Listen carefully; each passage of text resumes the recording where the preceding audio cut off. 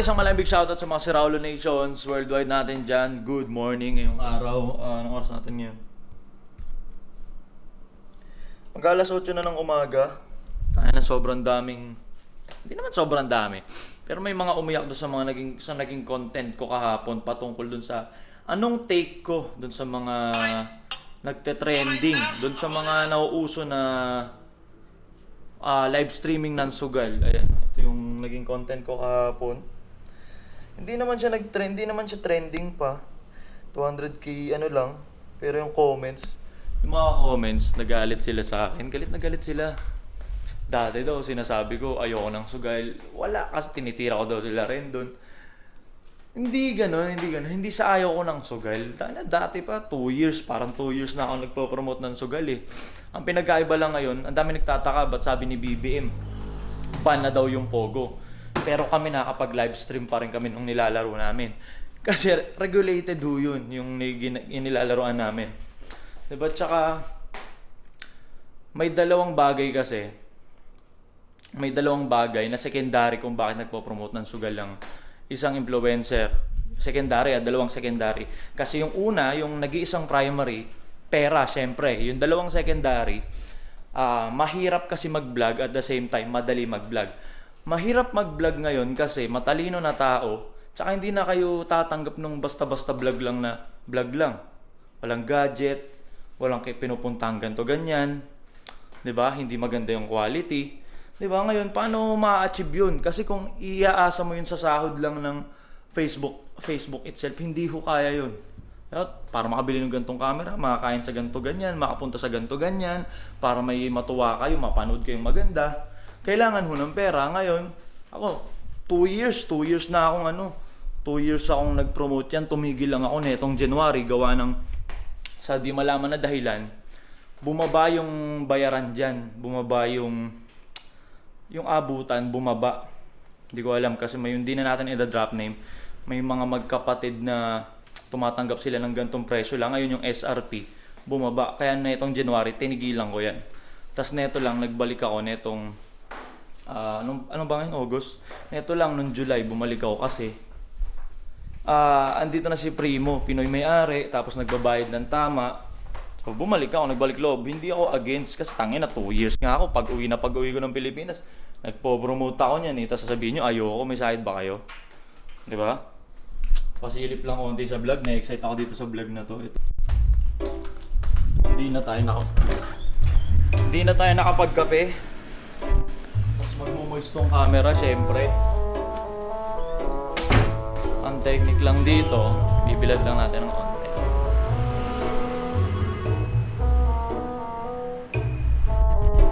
Putang ina, moist pa rin.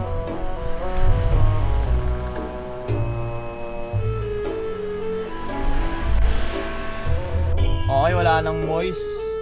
Hindi na tayo nakapagkape kasi pupunta tayo dun sa bago naming rerentahang bahay na pansamantala magiging tuluyan namin ni Wanda dahil aalis namin dito for some reasons. Tara. Pasensya na dun sa mga naunang vlog na basag-basag yung basag-basag yung audio. Nagpalit na tayo ng mic. Pero luma pa rin tong gamit natin. Ito yung kauna-unahang Rode na mic natin na nabili. Kahapon, tsaka naman isang araw na vlog, date yun pero off naman yun. Dito na tayo dito sa Moldex. Ay, Moldex ang puta. Dito sa Sabano. Sa may McDo dyan eh. Bili muna tayo ng kape. Hindi ko alam. Okay, kahit di makakain sa buong araw, basta may kape.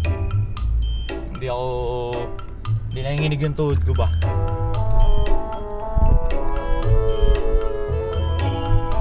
McDo!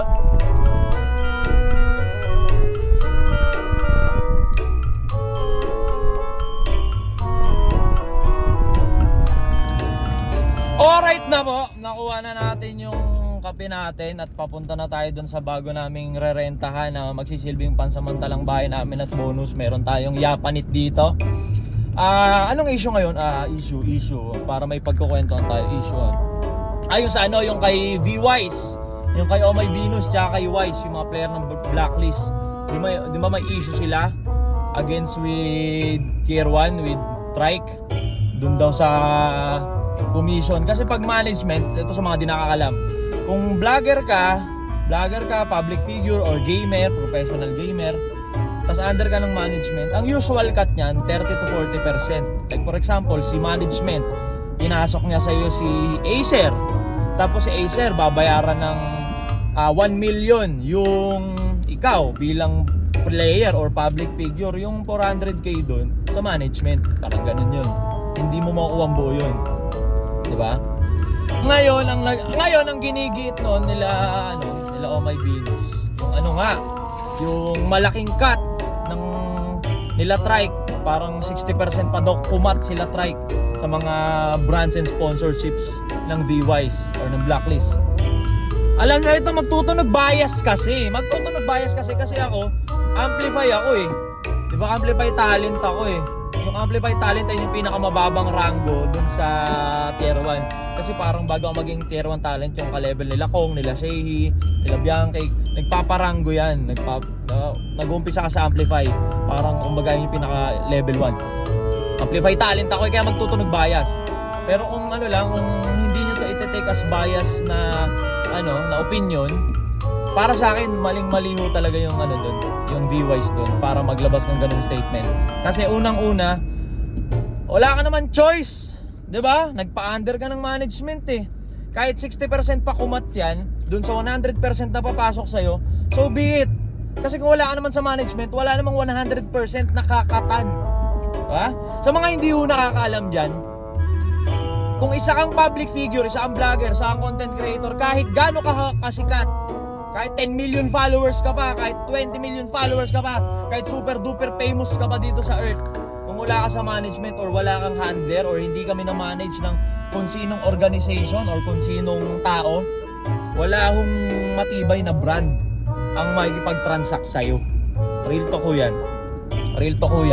Like for example, may tatlong talkmall dito sa internet na bukang bibig nila na kupal yung mga influencer na agaya namin na tumanggap ng casino. Yung casino kasi parang cheat code siya sa pwede mo siyang makatrabaho yung casino nang hindi mo na kailangan ng management, tapos magbabayad sila ng tama. Diba? Magbabayad sila ng malaki. Kasi kung bilang isang pro player, bilang isang public figure, kung gusto mo ng bayad na malaki, hindi mo makukuha yun hanggat wala ka sa management o wala kang handler na matibay. Pero si casino, nakikipag-transact siya ng rekta sa'yo, magbabayad siya ng malaki kahit wala kang management or wala kang handler.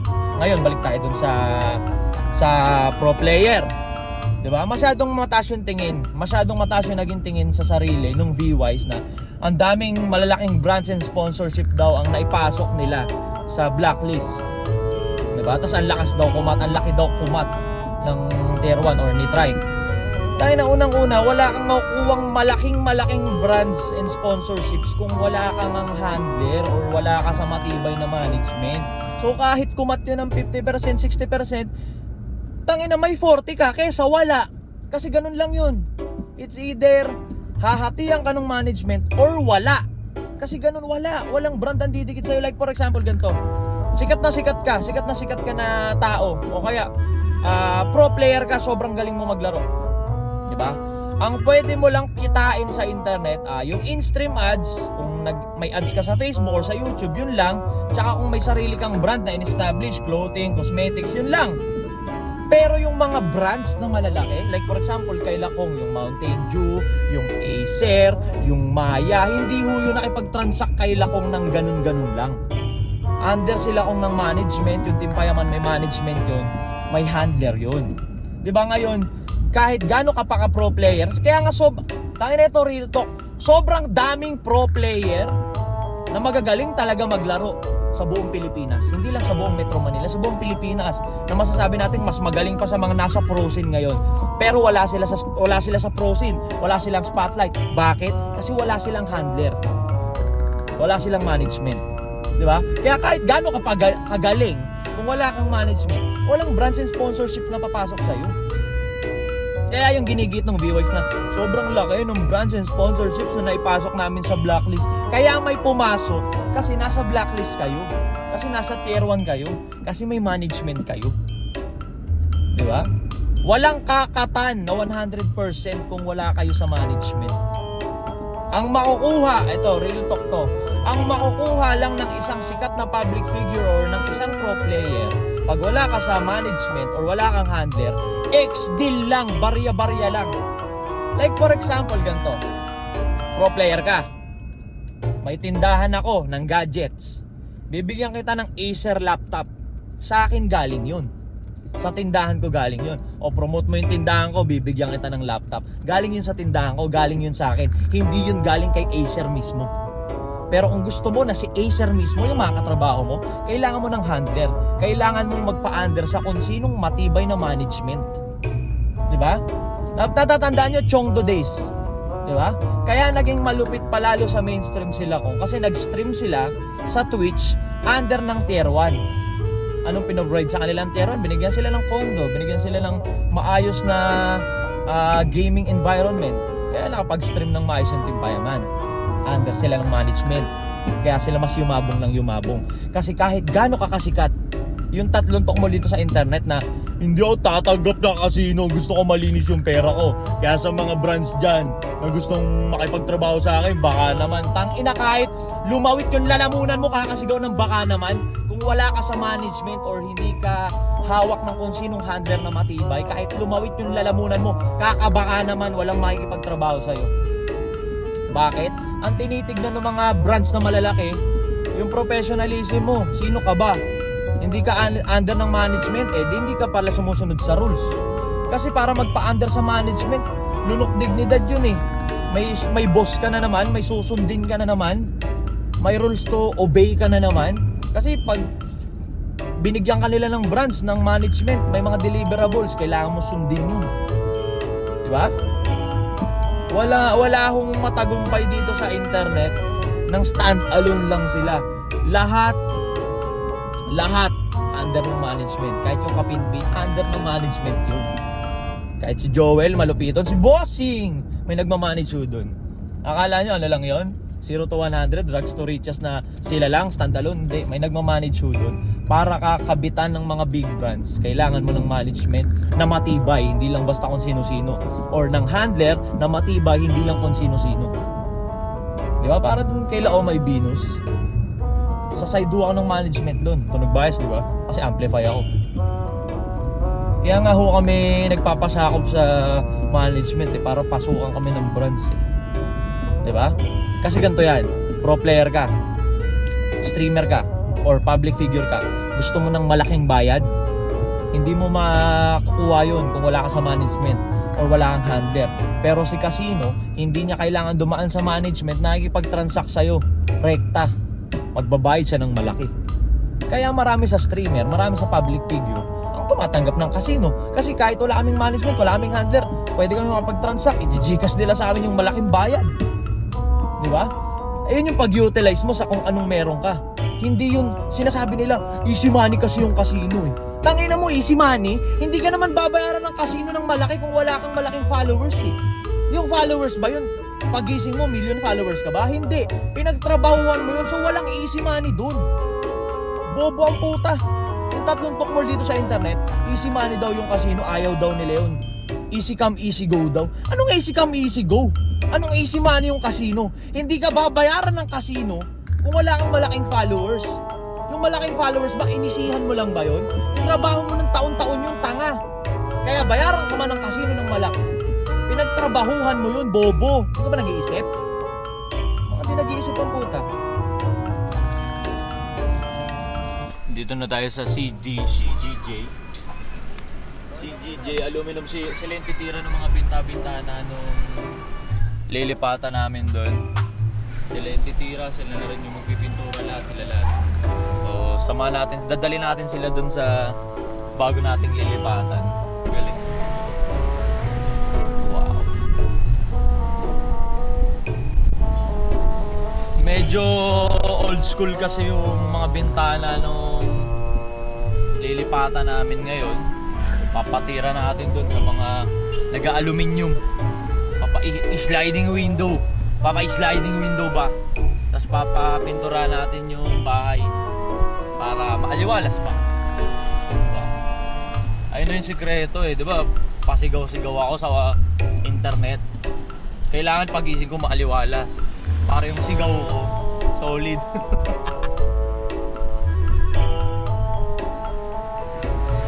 Dito lang kami lilipat sa lapit lang. Mas tahimik. So tayo mag-iingay.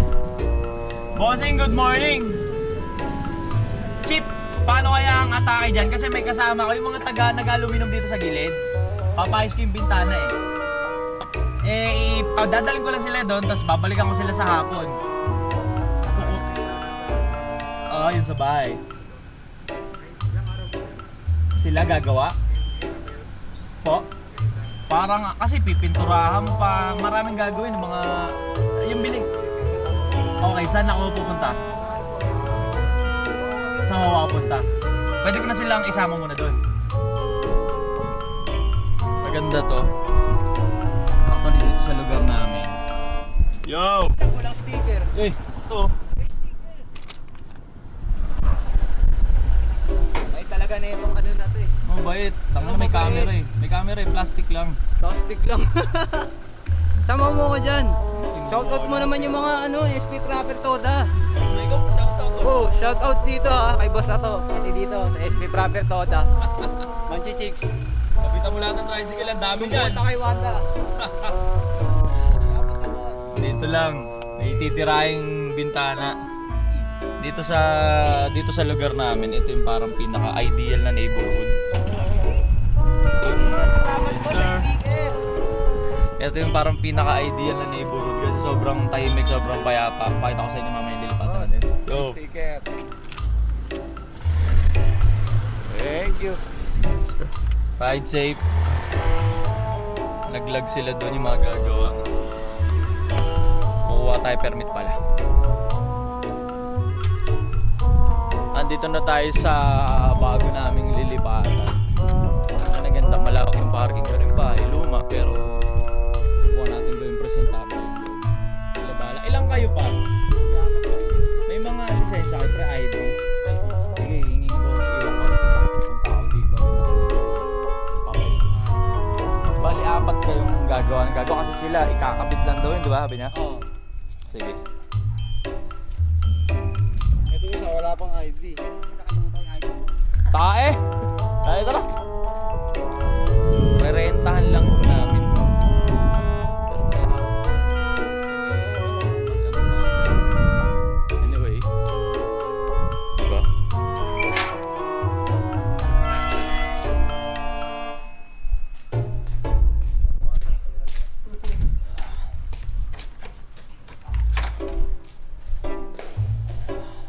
Diba? May converge ko.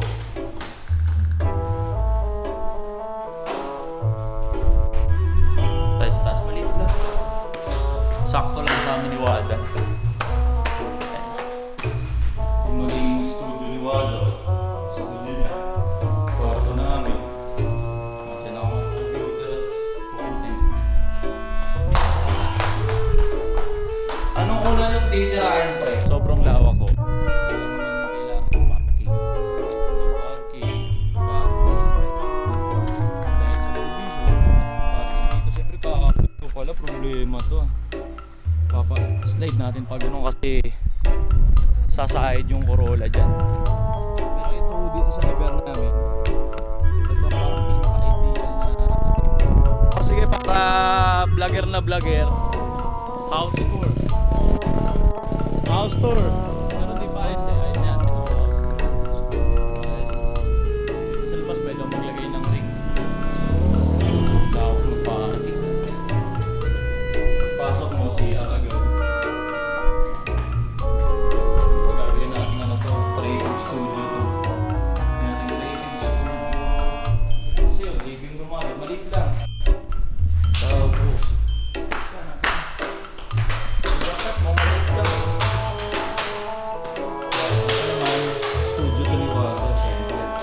Dahil pa sa amin pinakamalaki. Kasi yung pinakamarami kami. Ako matutulog. Sakto lang para sa kalandian.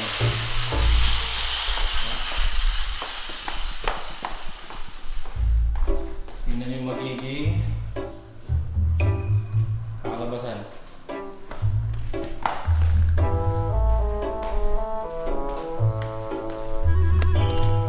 Ako personal, yung pinaka natripan ko dito, ang lawak ng bakuran. Sobrang lawak. Diba? Kasi dito ano yun? Mga 30 million. Papastraighten lang natin ito. Bakuran din sumakyan. Tsaka corner lot. Corner lot. Galing sabi. Ano naman? Tsaka dito sa side mo. Sobrang peaceful na neighborhood. Takbo muna tayo sa area E dun sa ating supposedly physical store dahil nagkakaproblema yung printer ng Waybill. At andito na tayo ngayon sa aking magiging supposedly physical store pag pumalbubal. Okay na par? Okay na pala. Gumagaling na magbalot. Hari ng pagbabalot. Baka sulutin ka na Omar pa niya. Balot. Sure darating na maayos yung cup.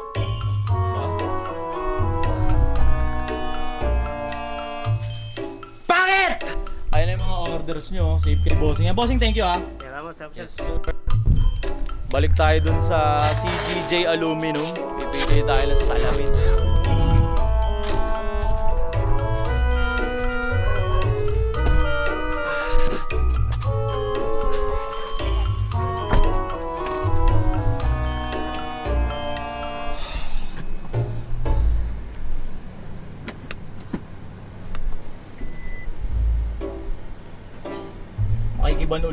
Makikiban uli tayo. Putang ina na to. Hindi ko na alam yung ano eh. Sure, pag nag-drive ako, dagdag sa isipin ko, nakapokus ako sa daan, nalilimutan ko na yung mga gagawin.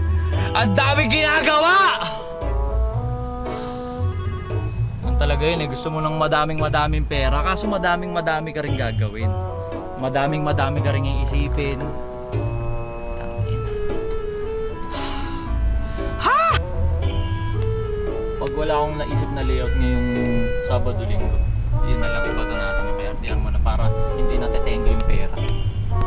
Andito na ulit tayo ngayon sa CGJ Aluminum. Ganito ka lang? Tara.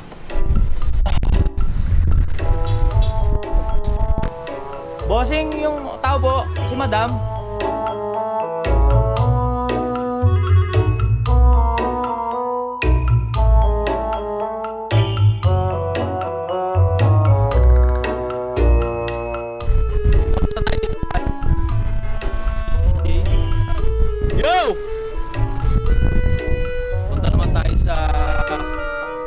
Naman. Hindi ko na alam paano ko idudugtong pero tanghali pa lang ngayon. Tapos i-drop natin to sa Star Mall. Hindi naman to kasama sa ano eh, hindi man along the way ito eh. May pupuntahan pa kami doon pero i-drop siya sa Star Mall. So pag di mo siya dinrop, hindi mo na siguro kung mahal. Diyan na lang, Jake. Dito na lang. Dito na lang, tapos tawid ka na lang. Gago. Para makaikot ka. Yan eh. Anong oras na pala? Alas 12 na. Manananghali na muna kami. Pwede ka dito, sampa mo sa gutter, gaya mo yung tricycle. Manananghali na muna kami para hindi matumba. Sobrang init po kasi ng klima. Tapos di pa nag-almusal kahapon pa. So, mananghali muna kami. Yes, sir!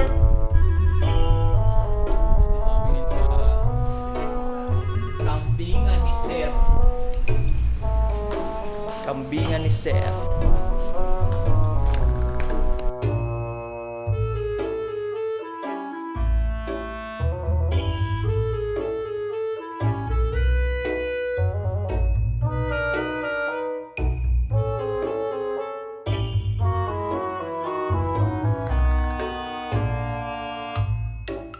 Balik na kami sa area A. Ilang oras na nakalipas?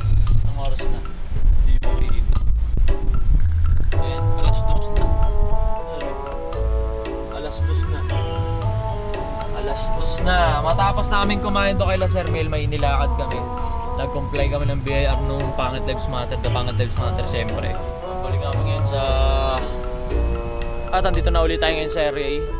Tapos na yung mga aktibidades natin sa iba't iba. Nag-aabang tayo ng may isip natin na ano pang gagawin.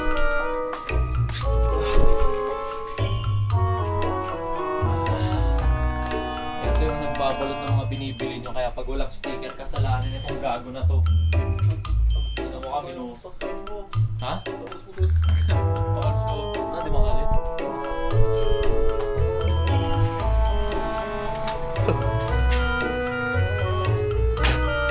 Cut!